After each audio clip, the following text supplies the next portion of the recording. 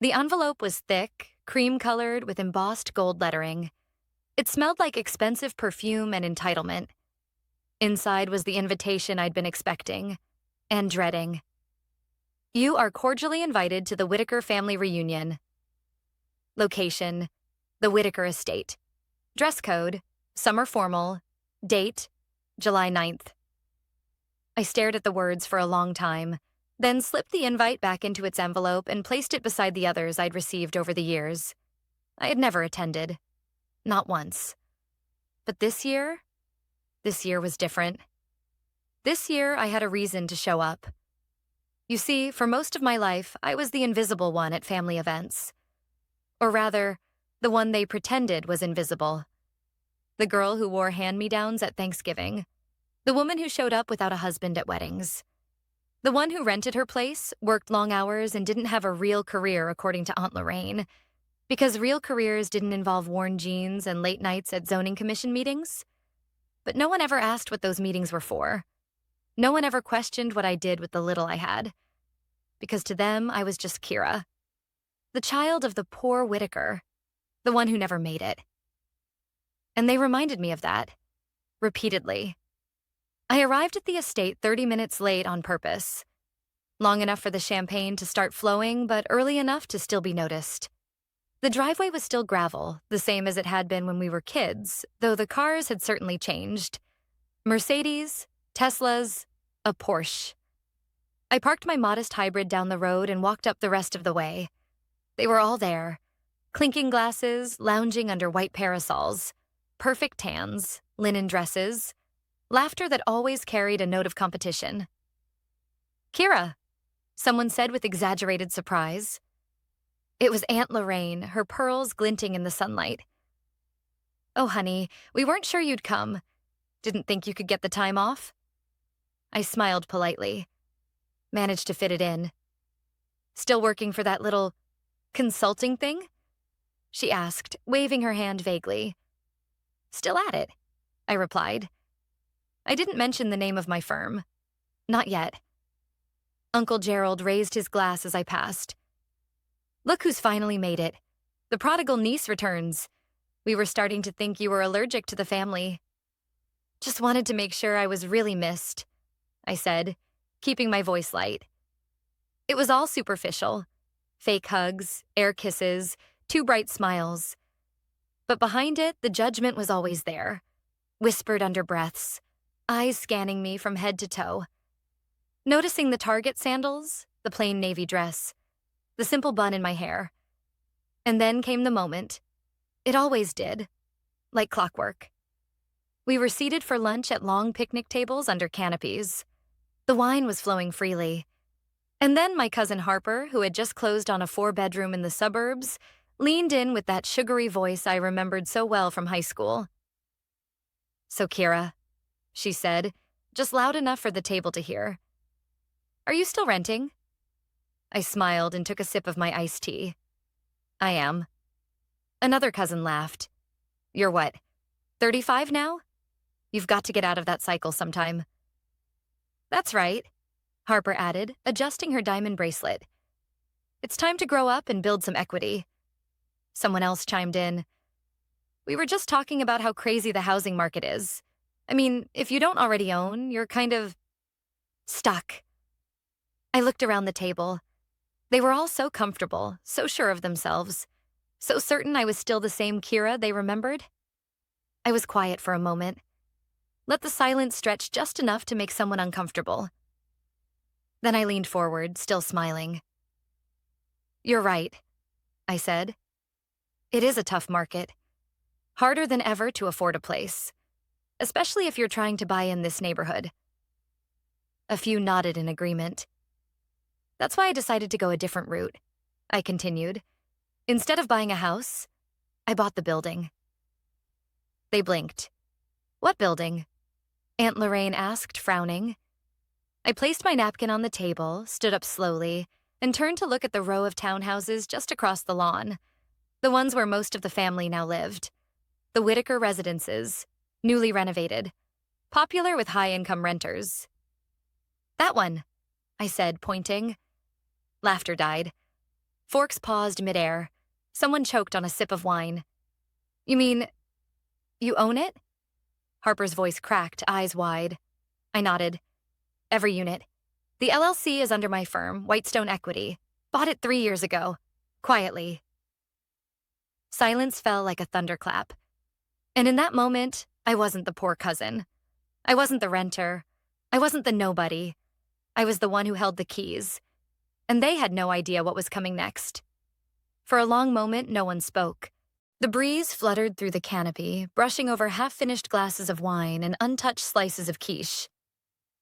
Faces once flushed with laughter now stared at me with blank, blinking confusion. It was Aunt Lorraine who finally broke the silence, forcing out a brittle laugh. Oh, Kira, don't be ridiculous. You're always so dry with your humor. I tilted my head. I'm not joking. My Uncle Gerald leaned forward, one eyebrow raised as if inspecting a rare bug under glass. You're telling us you own Whitaker residences? His tone was measured, skeptical, like he was waiting for me to admit I was bluffing. I am, I replied calmly. Through my firm, Whitestone Equity. Purchased the building in 2020 during the market dip. Renovated every unit, updated plumbing, insulation, security systems, brought in local contractors. Their expressions flickered. You're saying you bought it? Cousin Harper asked, voice tight. That entire complex? I nodded, taking a slow sip of my tea. That's impossible, she said, nearly to herself. You were, what? Still renting a 1-bedroom and working part-time?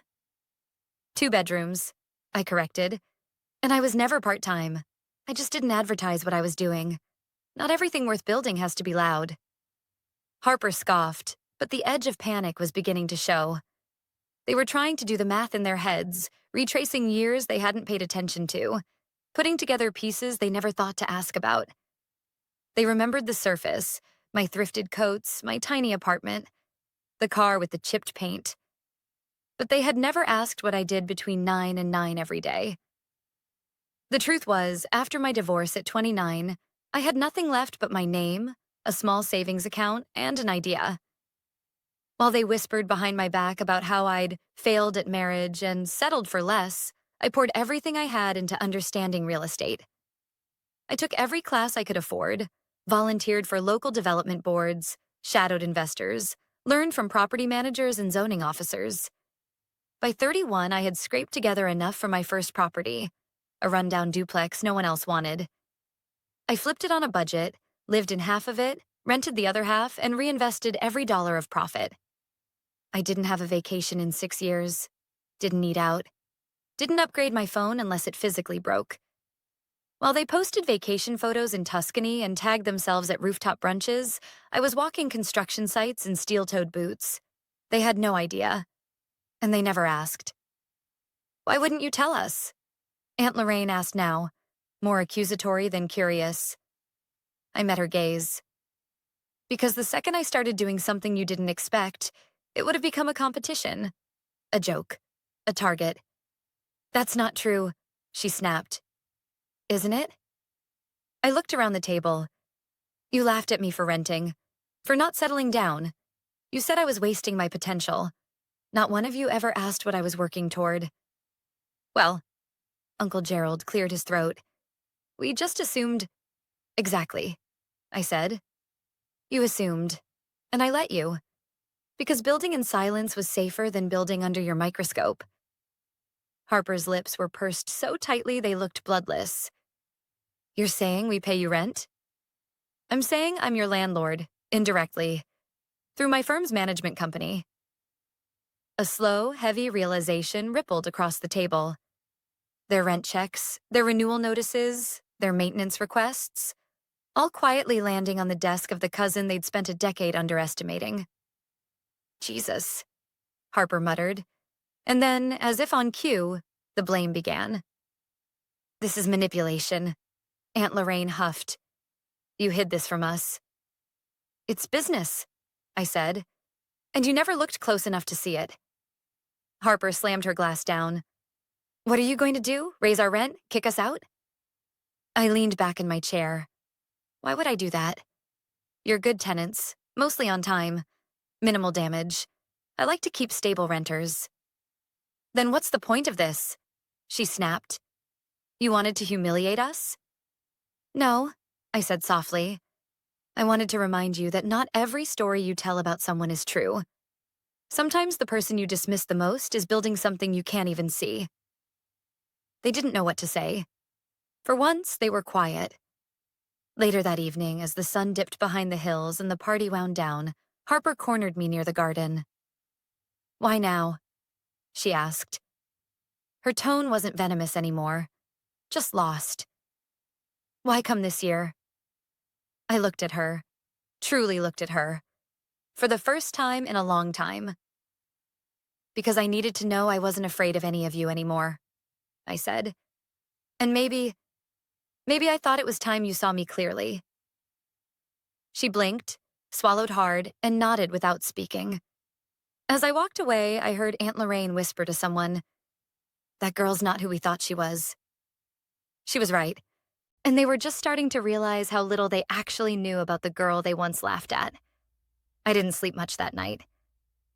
After leaving the reunion, I walked the long way back to my car, heels in hand, letting the gravel dig into my bare feet. Not out of punishment, just to feel something real, something grounding.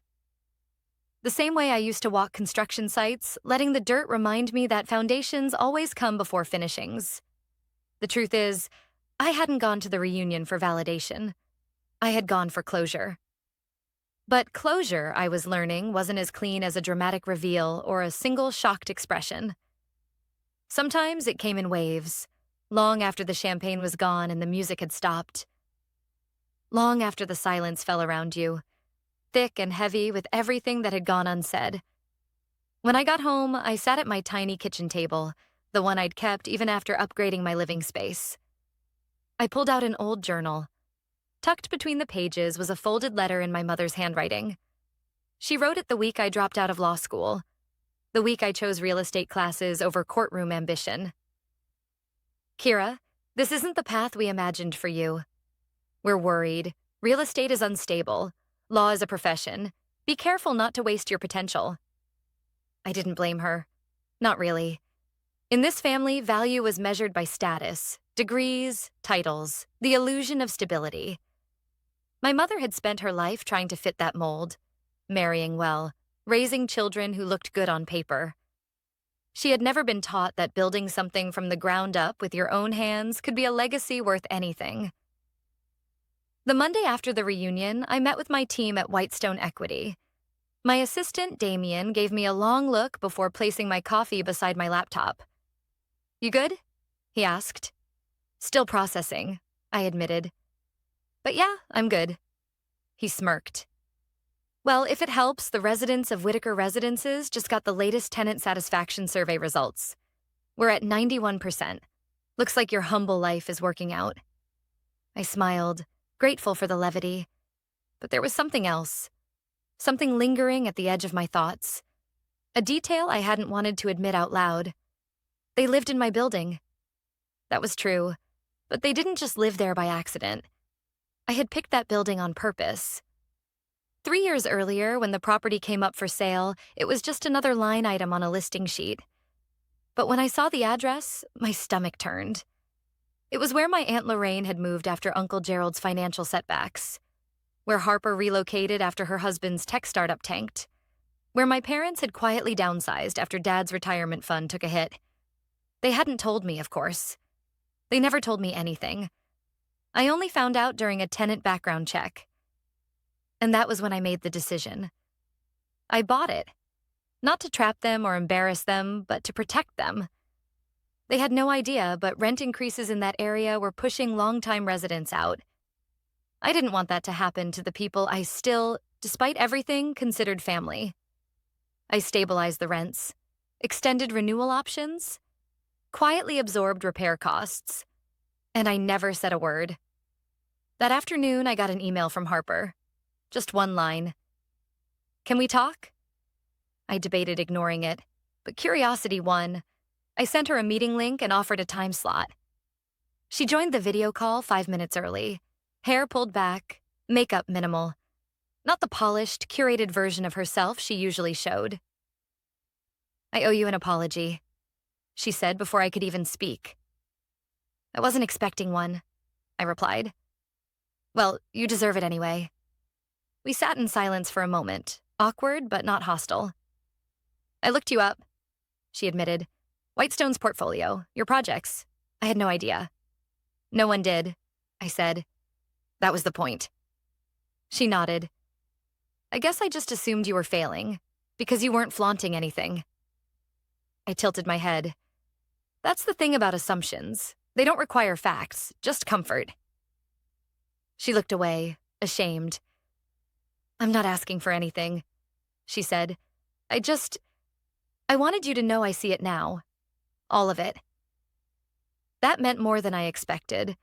But before I could thank her, she added something that caught me off guard. "Do you remember the Christmas I got that internship at the design firm in LA?" she asked. "Yeah. Grandma wouldn't stop talking about it." "Well, I saw your portfolio sketches that year. They were better than mine. But you never submitted them. Why?" I sighed. Because everyone had already decided who I was. And back then, I wasn't strong enough to fight it. She swallowed hard. "You are now." And maybe I was.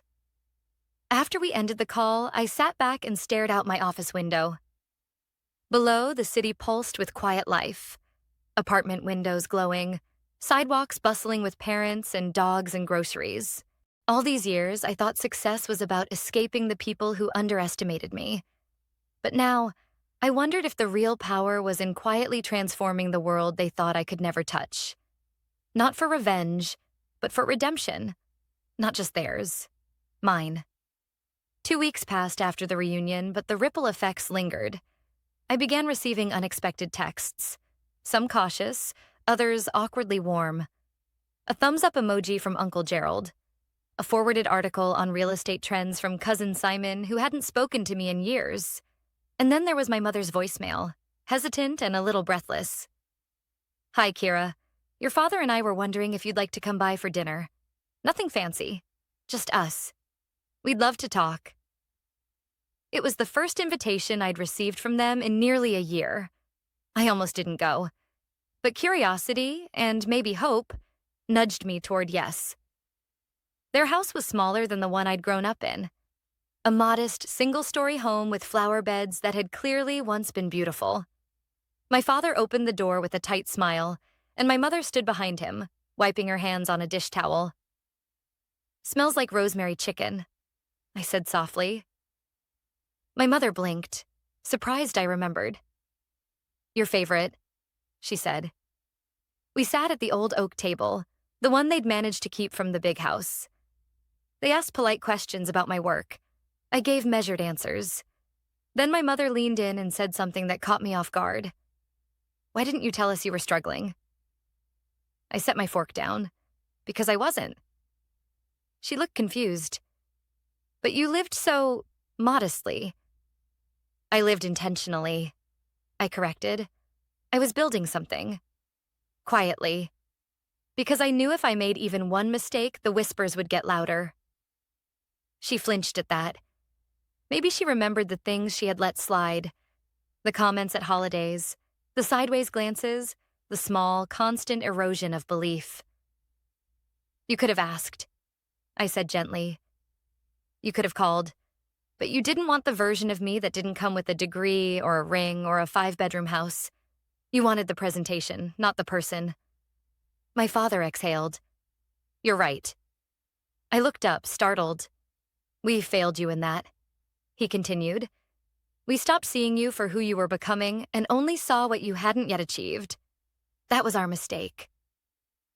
It wasn't an apology exactly, but it was something. And it landed harder than I expected. The next day, I received a call from the property manager of Whitaker Residences. "Kira," she said, "we've got a situation with one of your tenants." "What's going on?" "Unit 3C, Aunt Lorraine. Her rent check bounced again. 3rd time in 6 months. She's months behind." I paused. "Has she said anything?" "She's embarrassed. She's been avoiding us." Of course she was. Lorraine would rather walk on glass than ask me for help, especially now. Tell her she's covered for the next 6 months, I said. Quietly, say it's a temporary hardship assistance program. No need to involve her pride. The manager paused. Are you sure? I'm not here to punish them. I'm here to protect the building. And maybe to break a cycle. Later that evening, I pulled out the box I kept tucked in the back of my closet. Inside were scraps of my early plans. Hand-drawn blueprints, spreadsheets scrawled with margin notes, newspaper clippings of low-income housing battles I'd fought on city councils. No one had seen these before. No one had asked to. I found an old photo. Me in a hard hat, smiling beside a dusty duplex on the day I closed on my first property. I remember thinking then that success would feel like a spotlight. That one day, everyone who doubted me would see me. But now, years later, I realized I never wanted a spotlight. I wanted impact. Legacy. Something that mattered beyond bragging rights at a family reunion. A few days later, Harper reached out again, this time in person. She showed up at my office, sheepish, holding a coffee and a notebook. I've been thinking, she said. I want to learn about what you do, how you do it. I raised an eyebrow. You want to become a landlord? No, she said. I want to become someone who builds, like you. Someone with purpose. It was the first time I'd heard her speak without trying to outshine someone. I nodded slowly. Okay, come in on Monday. I'll show you the basics. Her eyes widened. Really? Sure, I said, but no shortcuts. You'll start from the ground up, just like I did. She smiled. Deal. That night, I walked the block surrounding Whitaker residences. The lights in each window flickered with lives in motion. Families cooking dinner, teenagers playing music too loud, dogs barking at passers-by. This place used to be just a number on a spreadsheet. Now it was part of something bigger. I'd protected the people who once laughed at me. Not because they deserved it, but because I refused to become like them. Vindictive, shallow, consumed by pride.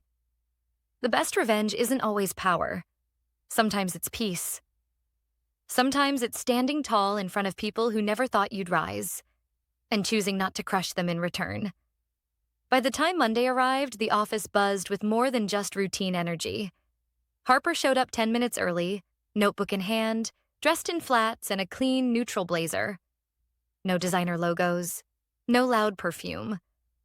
Just a nervous sincerity I hadn't seen from her since we were kids playing in our grandmother's garden, before ego took over our family like a slow-growing vine. I brought coffee, she said, lifting 2 cups like a peace offering. I smiled. Thanks, let's get to work. I didn't start her with meetings or market analysis. Instead, I handed her a stack of tenant feedback reports from our last 4 acquisitions. Read these, I said. Every single comment. Understand what people are really saying, not just about the units, but about their lives. She blinked. No spreadsheets? Not yet. First, you learn who you're serving. It was the opposite of how she'd been taught. In our family, people came second to status. Profit was the god they worshipped. And anything not worth showing off on social media was deemed unworthy altogether. She didn't complain, though. Just nodded, sat down, and started reading. By the end of the week, she was different. Still Harper, still quick-witted and proud, but more grounded, thoughtful. She had questions, real ones, about community design, zoning regulations, rent control, sustainable development. One afternoon, I found her staring at the city plan pinned to my wall. You know, she said quietly, when you told us you owned the building, I thought you just wanted to rub it in. I stayed silent, letting her speak. But then I looked at how you handled it. No rent hikes, no evictions. You didn't try to flex at us. You just kept going. I turned to her. You want to know a secret? She looked at me. I could have raised your rents, legally. The market would have supported it, but I didn't. Because people deserve stability. not just granite countertops and infinity pools. She swallowed, then asked, "Do you think people like me can change?" I met her eyes. "That depends. Are you willing to unlearn everything that made you feel superior?" She nodded, slowly. "I think I already started." A week later, I received an unexpected request, an invitation to speak at a city development forum. They wanted someone to talk about ethical urban growth, specifically female-led firms investing in inclusive housing. For the first time, my name wouldn't be tucked behind an LLC. It would be front and center. I hesitated before accepting. Part of me had grown so used to moving in silence that stepping into a spotlight felt unnatural, risky. But another part, the part that once sat at the kids' table while my cousins laughed about landlord losers, was ready. Ready to show that building something real didn't require permission, only purpose. The day of the forum, I wore a tailored navy dress, minimal jewelry, and my favorite scuffed flats. Not because I couldn't afford better, but because I didn't need to prove anything anymore. I spoke for 15 minutes, shared my story, the projects, the communities, the people. I didn't name drop, didn't gloat, just told the truth about what it meant to build from the margins. The applause was quiet at first. Then it grew, warm, genuine.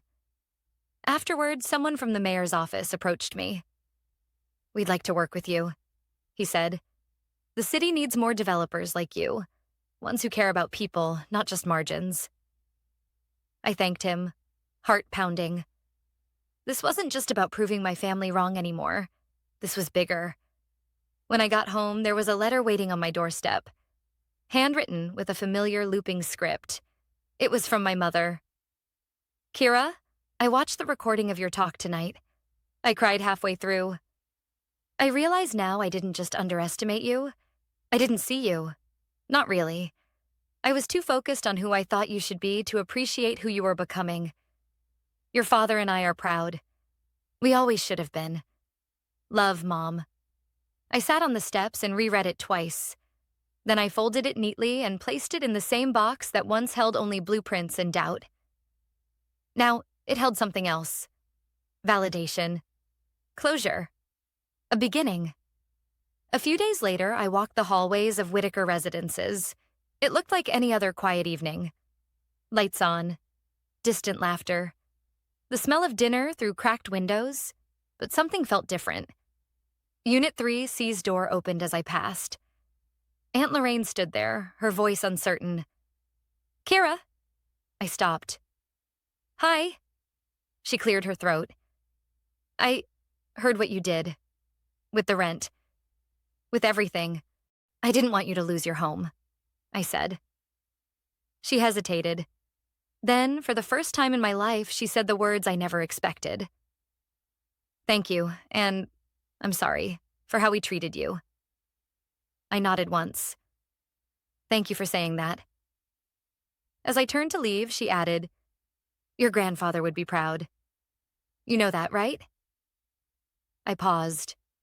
For a moment, I imagined him sitting on his old porch swing, sketching ideas for community centers no one funded, quietly believing in the power of shelter, not showmanship.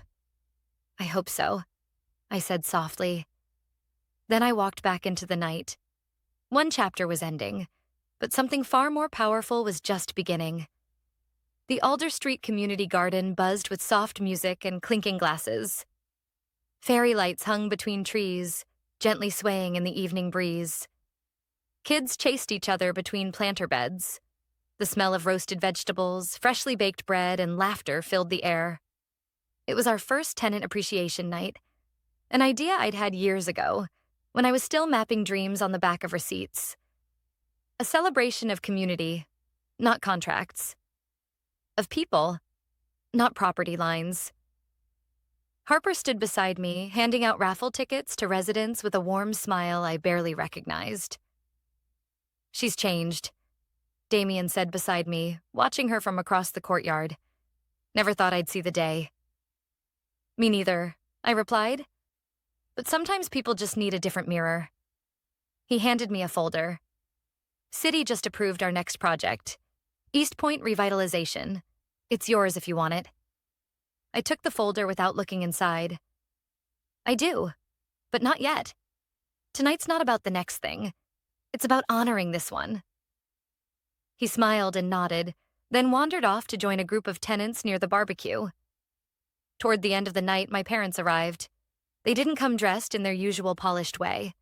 No heels, no sports jacket. Just comfortable clothes, worn-in smiles, and a plate of brownies my mom insisted on bringing herself. "You sure we belong here?" My dad joked lightly, handing me one. "You do now," I said. He looked around, taking it in. "You built this." "I did," I nodded. "But I didn't do it alone. Every single person here helped. They trusted me, even when no one else did." My mom reached out and touched my arm. "We see that now, and we're sorry it took us this long." I didn't need the apology anymore, but hearing it still mattered. Some wounds don't need to be reopened. They just need to be acknowledged. Later that evening, I stood on the small platform we'd set up under a canopy of lights. The chatter quieted as I stepped up with a mic in one hand and a notebook in the other. "I just want to say thank you," I began. "Not just for coming tonight, but for believing in this place. For being part of something I once only dreamed of." I scanned the crowd. Familiar faces smiled back. Residents, staff, neighbors, even family. There was a time not long ago when I was laughed at for not owning a house, when the idea of success was limited to square footage and price tags. But real success? It's quieter. It shows up in repaired roofs, safe hallways, neighbors who know each other's names. I paused, then added, "I used to think legacy was something you inherited. Now I know it's something you create. Brick by brick, lease by lease, story by story." The applause that followed wasn't thunderous. It was soft, respectful, real, and that was more than enough. As the event wound down, I noticed Aunt Lorraine sitting beside Mrs. Fernandez from 2B, laughing over a story about raccoons in the recycling bins. Two women who'd never met before tonight, now bonded over something small and strangely unifying. Harper stood at the beverage table, explaining tenant-first policy to a curious local official with unexpected confidence. And my mom, my elegant, proud mother, was dancing barefoot on the grass with a child from the building across the street. They were changing, slowly, imperfectly, but changing nonetheless. A few days later, I returned to my old apartment. I hadn't lived there in over a year, but I kept the space. Not for nostalgia, but for grounding. It reminded me of where I started and why I began it all. I sat on the floor, no furniture needed, and opened my notebook. On the first page, I wrote, "What I build must serve people." Not egos. Legacy is not in the name on the building, but in the lives inside it. Then I closed the notebook, leaned back against the cool wall, and exhaled deeply. I didn't set out to prove anyone wrong. I set out to prove something to myself. That kindness is not weakness. That resilience doesn't need to shout. That quiet work matters, especially when no one is clapping. And in the end, I didn't need them to see me. I needed to be me. The girl they underestimated? She became the woman they now turn to.